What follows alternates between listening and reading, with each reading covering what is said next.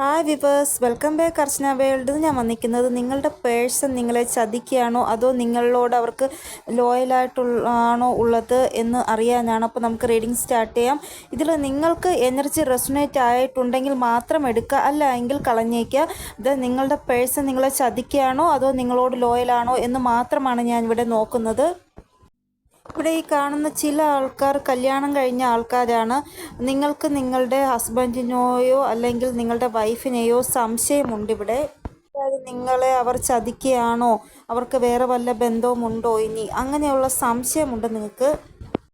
ഇവിടെ വേറൊരു എനർജി കാണാൻ സാധിക്കുന്നുണ്ട്. അതായത് നിങ്ങൾ സ്നേഹിക്കുന്ന വ്യക്തി വളരെ ഏജിൽ വളരെ ചെറുപ്പമാണ്. അതായത് 8 വർഷം, 10 വർഷം, 12 വർഷത്തെ ഡിഫറൻസ്, 13 വർഷം, 14 വർഷത്തേക്ക് ഡിഫറൻസ്, അത്രമാത്രം ഡിഫറൻസ് ഉള്ള ഒരാളെയാണ് നിങ്ങൾ സ്നേഹിക്കുന്നത്.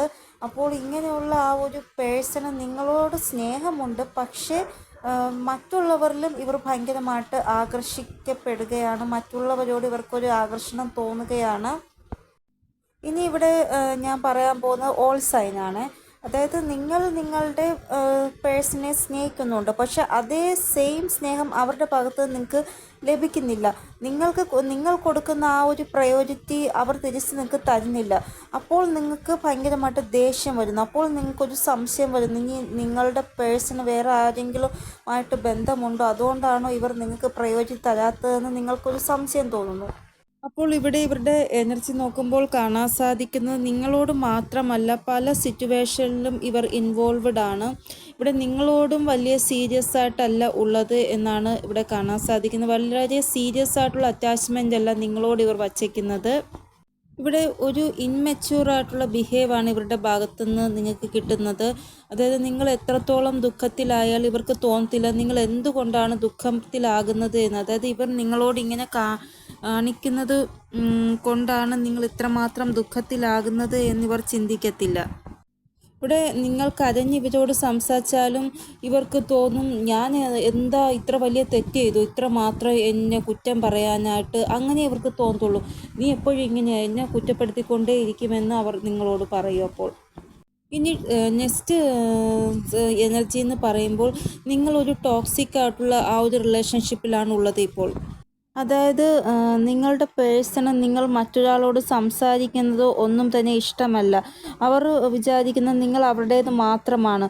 അവരോടല്ലാതെ വേറെ ആരോടും നിങ്ങൾ സംസാരിക്കാൻ പാടില്ല, വേറെ ആരോടും ബന്ധം വയ്ക്കാൻ പാടില്ല. അങ്ങനൊരു റിലേഷൻഷിപ്പിലാണ് നിങ്ങളുള്ളത് എങ്കിൽ, അങ്ങനെയുള്ള റിലേഷൻഷിപ്പിൽ നിങ്ങൾ തന്നെ വിചാരിക്കുകയാണ്, എങ്ങനെയെങ്കിലും ഈ ഒരു ആൾ എന്നെ വിട്ട് പോയാൽ മതിയായിരുന്നു, എന്തെങ്കിലും ഒരു കാരണം കിട്ടിയാൽ മതിയായിരുന്നു, ഇവരെ ഒന്ന് ഈ ഒരു ടോക്സിക് റിലേഷൻഷിപ്പിൽ നിന്ന് എനിക്ക് പുറത്തു വരാമായിരുന്നു എന്ന് നിങ്ങൾ വിചാരിക്കുന്നുണ്ട് എങ്കിൽ, ചില ആൾക്കാരുടെ പാർട്ട്ണർ അങ്ങനെ ഒരു കാരണം ഉണ്ടാക്കുന്നതായിട്ട് കാണാൻ സാധിക്കുന്നു. ആ ഒരു കാരണത്തിലൂടെ നിങ്ങൾക്ക് ട്രിഗർ തന്നിട്ട് അവർ നിങ്ങളിൽ നിന്ന് വേർപെട്ട് പോകുന്നതായിട്ട് കാണാൻ സാധിക്കുന്നു.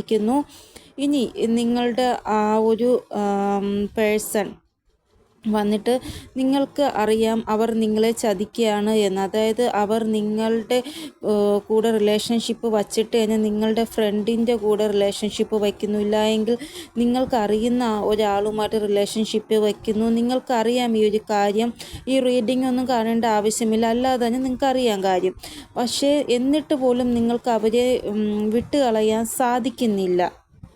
അങ്ങനെയുള്ള സിറ്റുവേഷനിൽ നിങ്ങൾക്ക് അറിയാം നിങ്ങളുടെ പേഴ്സൺ നിങ്ങളുടെ കാർമിക്കാണെന്ന്. എന്നിട്ട് പോലും നിങ്ങൾക്ക് അവരെ പറ്റുന്നില്ല വിട്ടുകളയാൻ. നിങ്ങൾ വിചാരിക്കുന്നത് എപ്പോഴെങ്കിലും ഒരു ദിവസമെങ്കിലും മറ്റേ ആ ഒരു വ്യക്തിയുമായിട്ടുള്ള എല്ലാ ബന്ധവും ഉപേക്ഷിച്ചിട്ട് എൻ്റെ അടുത്ത് വരും, അപ്പോൾ ഞാൻ സ്വീകരിക്കാം എന്ന് വിചാരിച്ചാണ് നിങ്ങൾ ഇരിക്കുന്നത്. ഇവിടെ നിങ്ങൾ അത്രമാത്രം സ്നേഹം നിങ്ങളുടെ പേഴ്സണിൽ വച്ചേക്കുന്നതുകൊണ്ടാണ് നിങ്ങൾ എത്ര നാൾ വേണമെങ്കിലും അവർക്ക് വേണ്ടി കാത്തിരിക്കുവാൻ തയ്യാറായിട്ട് ഇരിക്കുന്നത്. ഇനി നെക്സ്റ്റ് സിറ്റുവേഷൻ വന്നിട്ട് ചില ആൾക്കാരുടെ സ്പൗസ് നിങ്ങളെ ചീറ്റ് ചെയ്യുന്നുണ്ട്. അതായത് നിങ്ങളുടെ സ്പൗസ് നിങ്ങളിൽ ഒട്ടും തന്നെ ഇൻവോൾവ്ഡ് അല്ല. അവർ അവരുടേതായ ഒരു ലോകത്ത് ഇൻവോൾവ്ഡ് ആയിട്ടിരിക്കണം. എപ്പോഴും ഫോണ് അല്ലെങ്കിൽ പുറത്തുള്ള ജീവിതം, അവർ അവരുടേതായ സ്വന്തം ലൈഫിൽ ഇൻവോൾവ്ഡ് ആണ്. നിങ്ങളുമായിട്ട് ഒരു ബന്ധവും വയ്ക്കാത്ത പോലെ ഉള്ള ഒരു ഇത്. ഹസ്ബൻഡ് വൈഫിലാണെങ്കിലും ഫോണ് ലോക്ക് ചെയ്ത് വച്ചേക്കുന്നു. അപ്പോൾ നിങ്ങൾ എന്തെങ്കിലും ആവശ്യത്തിന് ഫോണ് ചോദിച്ചാലും തരുന്നില്ല. അപ്പോൾ തന്നെ നിങ്ങൾക്ക് തോന്നുന്നു എന്തോ ഒരു ഡൗട്ട്, അതായത് ആ ഫോണിൽ എന്തോ ഉണ്ട്, അതുകൊണ്ടാണ് എനിക്ക് തരാത്തത്. ഇല്ലെങ്കിൽ എപ്പോഴും എനിക്ക് തന്നെ ഒരു കുഴപ്പവും കൂടാതെ, ഇല്ല എങ്കിൽ എന്തിനാ ലോക്ക് ഇടേണ്ട ആവശ്യം എന്നൊക്കെ ഉള്ളൊരു ഡൗട്ട് നിങ്ങൾക്കുണ്ട്. ഇവിടെ നിങ്ങൾ ഈ ഒരു കാര്യം എടുത്തിടുമ്പോൾ തന്നെ അവർ ഭയങ്കരമായിട്ട് നിങ്ങളോട് സ്നേഹം കാണിക്കുന്നു, നിങ്ങൾ ഈ ഒരു കാര്യം മറക്കാൻ വേണ്ടി. അങ്ങനെയും ചില ആൾക്കാരുടെ പേഴ്സൺ ചെയ്യുന്നുണ്ട്. അതായത് നിങ്ങൾ എന്തിനാ ലോക്ക് ഇട്ടത് ഫോണിന്, ഒളിച്ചു വയ്ക്കുന്ന എന്തെങ്കിലും കാര്യമുണ്ടോ ഫോണിൽ, അങ്ങനെയൊക്കെ പറയാൻ തുടങ്ങുമ്പോൾ തന്നെ ഇവർ ഭയങ്കരമായിട്ട് നിങ്ങളോട് സ്നേഹം കാണിക്കും. ഇനി നെക്സ്റ്റ് സിറ്റുവേഷൻ, നിങ്ങൾ നിങ്ങളുടെ പേഴ്സണോട് സംസാരിക്കുന്നുണ്ട്, ഒരു കുഴപ്പവുമില്ല. പക്ഷേ നിങ്ങൾ നിങ്ങളുടെ പേഴ്സണുമായിട്ട് സംസാരിക്കാതിരിക്കുന്നുണ്ട് എങ്കിൽ നിങ്ങൾക്ക് സംശയം വരാൻ തുടങ്ങും. എപ്പോഴും നോർമലായിട്ട് എപ്പോഴത്തെയും പോലെ സംസാരിക്കുന്നുണ്ടെങ്കിൽ നിങ്ങൾക്ക് ഒരു സംശയവും വരത്തില്ല. എപ്പോഴെങ്കിലും സംസാരിക്കാതെ ഇവർ ഭയങ്കര വർക്കിൽ ബിസി ആയിട്ടിരിക്കുക, അല്ലെങ്കിൽ വേറെ എന്തെങ്കിലും കാര്യം കാരണം ബിസി ആയിട്ടിരിക്കുമ്പോൾ നിങ്ങളോട് പഴയതുപോലെ സംസാരിക്കാൻ പറ്റിയില്ല എങ്കിൽ നിങ്ങൾ ഭയങ്കരമായിട്ട് ഡൗട്ട് തോന്നും. അപ്പോൾ നിങ്ങൾക്ക് തോന്നും ഇവർക്ക് വേറെ എന്തോ അഫെയർ ഉണ്ട് എന്ന്, അതുകൊണ്ടാണ് നിങ്ങൾക്ക് ടൈം തരാത്തത് എന്ന്. അപ്പോൾ ഇത്രയും സിറ്റുവേഷൻസാണ് ഇവിടെ വന്നിരിക്കുന്നത്. ഇനി നിങ്ങളുടെ പേഴ്സൺ നിങ്ങളെ ചതിക്കുകയാണോ അതോ നിങ്ങളുമായിട്ട് ലോയലാണോ എന്ന് നോക്കാം നമുക്ക്. അപ്പോൾ നിങ്ങളുടെ മനസ്സിൽ ഈ രീതിയിലുള്ള ഡൗട്ട് ഉണ്ട് എങ്കിൽ അത് സത്യമാണ് എന്നാണ് ഇവിടെ കാണാൻ സാധിക്കുന്നത്. അതായത് ഇവർക്ക് പല അഫെയറുമുണ്ട്, കൂടാതെ കാർമികമായിട്ടുള്ള ബന്ധമാണ് നിങ്ങൾ തമ്മിൽ ഉള്ളത് എന്ന് ഇവിടെ കാണാൻ സാധിക്കുന്നു. ചില ആൾക്കാരുടെ തമ്മിലുള്ള ബന്ധം കാർമികമായിട്ടുള്ള ബന്ധം വരുമ്പോഴാണ് ഭയങ്കര ടോക്സിക് ആയിട്ടുള്ള ബിഹേവിയർ നിങ്ങളോട് ചെയ്യുന്നത്. ഇവർ പല കാര്യങ്ങളും നിങ്ങളിൽ നിന്ന് ഹൈഡാക്കി വെച്ചിട്ടുണ്ട്. ഇവിടെ ചില ആൾക്കാരുടെ പേഴ്സൻ്റെ സൈക്രൽ ചക്രയും തേർഡ് ഐ ചക്രയും ബ്ലോക്കേജസ് കാണുന്നുണ്ട്. അപ്പോൾ തേർഡ് ഐ ചക്ര ബ്ലോക്കേജസ് എന്ന് പറയുമ്പോൾ ഇവർ ചെയ്യുന്ന തെറ്റാണെന്ന് ഇവർക്കറിയാം, പക്ഷേ എന്നിട്ട് ഇവർ അത് ചെയ്തുകൊണ്ടിരിക്കുകയാണ്. അവരുടെ മനസ്സിൻ്റെ സന്തോഷത്തിന് വേണ്ടി, അവരുടെ വാശിക്ക് വേണ്ടിയൊക്കെ അവർ ചെയ്തുകൊണ്ടിരിക്കുകയാണ്. സൈക്രൽ ചക്ര ബ്ലോക്കേജസ് എന്ന് പറയുമ്പോൾ ഫിസിക്കൽ അഫെയർ മറ്റൊരാളുമായിട്ട് വയ്ക്കുമ്പോഴാണ്, ബ്ലോക്കേജസ് വരുമ്പോഴാണ് ഇവർ മറ്റുള്ളവരുമായിട്ട് ഫിസിക്കൽ അഫെയർ വയ്ക്കുന്നത്. ഇവിടെ ഈ ഒരു ഒറ്റ കാരണങ്ങൾ കൊണ്ട് തന്നെയാണ് നിങ്ങൾക്കിടയിൽ പല പ്രശ്നങ്ങളും ഉണ്ടാവുന്നതും എന്നാണ് ഇവിടെ കാണാൻ സാധിക്കുന്നത്. നിങ്ങൾ ഇത്രമാത്രം ഒബ്സസീവ് ആകുന്നതും ഇവരോട് വഴക്കിടുന്നതുമെല്ലാം ഈ ഒരു പ്രശ്നങ്ങൾ കൊണ്ട് തന്നെയാണ്. അപ്പോൾ നിങ്ങളുടെ സംശയം ശരിയാണ് എന്നാണ് ഇവിടെ കാണാൻ സാധിക്കുന്നത്. നിങ്ങളുടെ പേഴ്സൺ മറ്റൊരാളുമായിട്ട് അഫെയർ ഉണ്ട്, അവർ നിങ്ങളെ ചീറ്റ് ചെയ്യുകയാണ്. ഇവിടെ നിങ്ങളുടെ സിക്സ്ത് സെൻസിൽ നിങ്ങൾക്ക് തോന്നുന്നുണ്ട് നിങ്ങളുടെ പേഴ്സൺ വേറൊരാളോട് സംസാരിക്കുന്നുണ്ട് എന്ന്. പക്ഷേ നിങ്ങൾ നിങ്ങളെ തന്നെ മനസ്സിലാക്കി വെക്കുന്നു, ഇല്ല അങ്ങനെ ഒരിക്കലും സംഭവിക്കത്തില്ല എന്ന് നിങ്ങൾ നിങ്ങളെ തന്നെ പറഞ്ഞ് മനസ്സിലാക്കിപ്പിക്കുകയാണ് എപ്പോഴും ചെയ്യുന്നത്. ചില ആൾക്കാരുടെ പാർട്ട്നേഴ്സ് ഡ്രിങ്ക്സ് കഴിക്കുന്നു, വേറെ എന്തൊക്കെയോ മോശം സ്വഭാവം അവർക്കുണ്ട്. ചില ആൾക്കാരുടെ പാർട്ട്നേഴ്സിന് ലേഡീസിനോട് പ്രത്യേകമായിട്ടുള്ള ഒരു അട്രാക്ഷനാണ് അവർ വയ്ക്കുന്നത്. അതായത് ഇവരുടെ ഈ ഒരു അട്രാക്ഷനെല്ലാം ഇവർ മറച്ചു വച്ചേക്കാണ് നിങ്ങളിൽ എന്നാണ് ഇവിടെ നിങ്ങളിൽ നിന്ന് മറച്ചു വച്ചേക്കാണ്. ഇവർക്ക് വേറെ ഏതോ രീതിയിലുള്ള ഒരു അട്രാക്ഷൻ കൂടെ ഉണ്ട്. പുരുഷനോട്, സ്ത്രീയോട് അങ്ങനെയൊക്കെ അട്രാക്ഷൻ കാണിക്കത്തില്ലേ, അങ്ങനെ ഒരു അട്രാക്ഷൻ ഇവിടെ കാണാൻ സാധിക്കുന്നുണ്ട്. കൂടാതെ ചില ആൾക്കാരുടെ പേഴ്സണ് അവരുടെ ബാഡ് കർമ്മ അസോസിയേറ്റഡ് ആയിട്ടുണ്ട് എന്നാണ് കാണാൻ സാധിക്കുന്നത്. നെക്സ്റ്റ്, ചില ആൾക്കാരുടെ പേഴ്സൻ്റെ മേൽ നിങ്ങൾ ഭയങ്കരമായിട്ട് റെസ്ട്രിക്ഷൻ വയ്ക്കുന്നു. ആ ഒരു കാര്യം അവർക്കിഷ്ടമില്ല. അതുകൊണ്ടാണ് അവർ പുറത്ത് ഒരാളോട് സ്നേഹം തേടി പോകുന്നത് എന്നാണ് ഇവിടെ കാണാൻ സാധിക്കുന്നത്. ചില ആൾക്കാരുടെ പേഴ്സണ് ഓഫീസിലാണ് ഒരു വ്യക്തിയുമായിട്ടാണ് അട്രാക്ഷൻ അവർ വച്ചേക്കുന്നത് എന്നാണ് ഇവിടെ കാണാൻ സാധിക്കുന്നത്, അവരുടെ വർക്ക് പ്ലേസിൽ.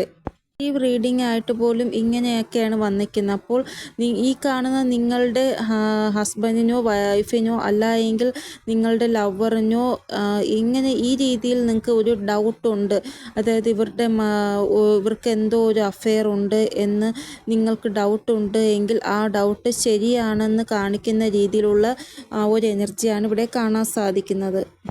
ഇവിടെ 5 നമ്പറാണ് ഇമ്പോർട്ടൻ്റ് ആയിട്ട് വന്നിരിക്കുന്നത്. അപ്പോൾ ഈ ഒരു റീഡിങ് കണ്ടതിന് ശേഷം 5 ദിവസം നിങ്ങൾ പേഷ്യൻസ് ആയിട്ടിരിക്കുക.